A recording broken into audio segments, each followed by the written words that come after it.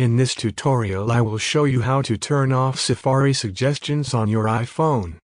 Follow these steps. Open the Settings app on your iPhone. Scroll down and tap on Safari.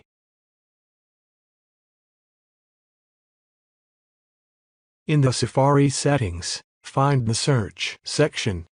Toggle off the Safari Suggestions option.